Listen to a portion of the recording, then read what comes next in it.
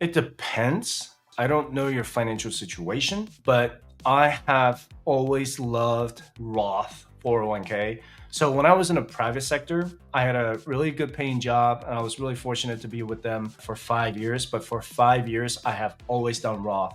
My marginal tax rate at the time was about 24%. And I still did Roth that was between 2017 and 2022. And man, that Roth 401k has grown so much over the years because I'm not going to talk about the after tax contribution. That's a topic for another day.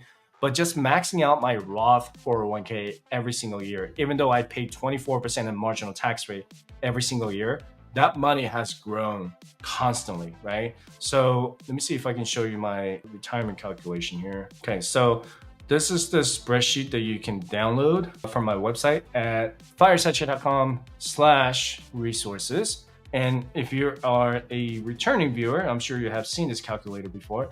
So let's say this is all Roth, okay? So I don't know your age or, I'm just gonna use, let's say you're 30, 2024, and your pre-tax income is $100,000 and you're going to max out your 401k with 23,000 and you get a 5% employer match. So employer match is almost always a pre-tax contribution unless you elect to do the Roth. You can't do that with the TSP, but you can do that with the 401k if your employer 401k plan allows it. Okay. So now let's say I'm going to increase my savings rate by 2% every year and my annual income increases by 2% every year. Okay. So that means that I am going to have 23,000.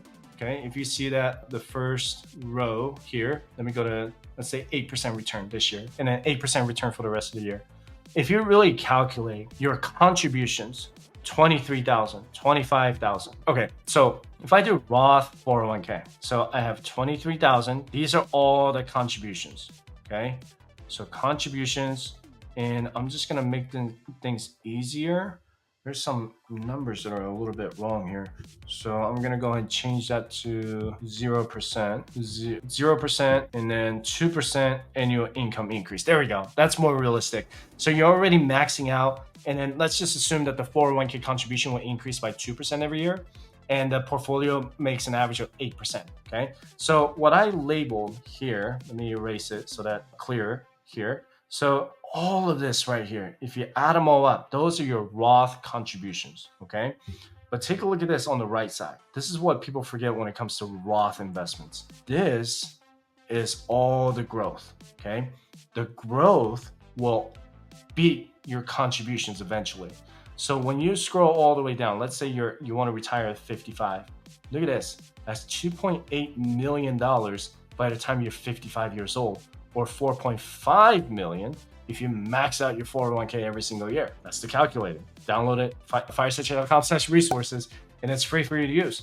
Let's say you quit your job at the age of 45. Okay, you're 30 right now, you quit at 45, and then you have over $1 million invested. Okay, then you have to add up what your total contributions are. You have to document this on your own. You're gonna have to add up how much you contributed on the left side and how much of that is in earnings and interest. If you document your contributions every year, you can just subtract that from the total balance, and that would be the earnings and interest, right? So if you want to have early access to your Roth 401k, then you can make the rollover to a Roth IRA, okay?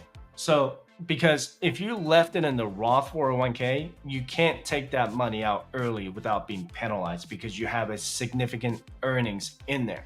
But if you move it into a Roth IRA after you retire early, then you can take the money, just the money that you contributed. So that would be your contributions. And let's say out of the 1 million, you have 300K. That's 300K that you can take out. But 700K in earnings are what you can't touch, right? Until you're 59 and a half. So please keep that in mind. Is when you do that, is when you move it to your Roth IRA, then you can take that money out early. That's the reason why I do the Roth 401k, because I have more options to take that money out early as opposed to traditional 401k. Sure, you get to enjoy that tax break now, but you're not going to be able to take that traditional 401k out until you're 55, and you would have to leave that money in the 401k in order for you to take that money out at the age of 55. Look up the rule of 55 for 401k on Google search, and it'll tell you that. So if it's 2.8 million, right? And let's say you do all traditional 401k, I mean, you could do the 4% withdrawal rule. And what is that? 2.8, I believe that's about $112,000 a year.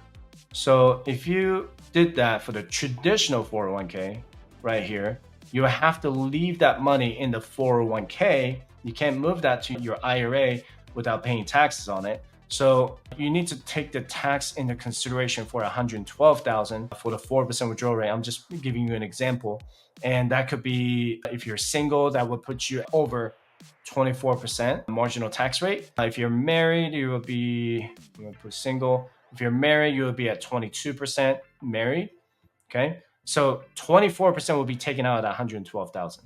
And 22% if you're married will be taken out at $112,000 a year. I would rather very much take money out without paying the government any more money. That's just me. My financial situation may not apply to everyone. You know, just even if you're not making as much money right now, it's okay. Start small. Look at your marginal tax rate right now. If your income is less than 12% marginal tax rate, Roth might make sense, right? Because now you're paying less taxes at the beginning. And then as your income goes up to 100,000, maybe you want to do both traditional or Roth. It's up to you. Or you can continue to do Roth. Your personal finance is personalized, right? It's not the same as mine.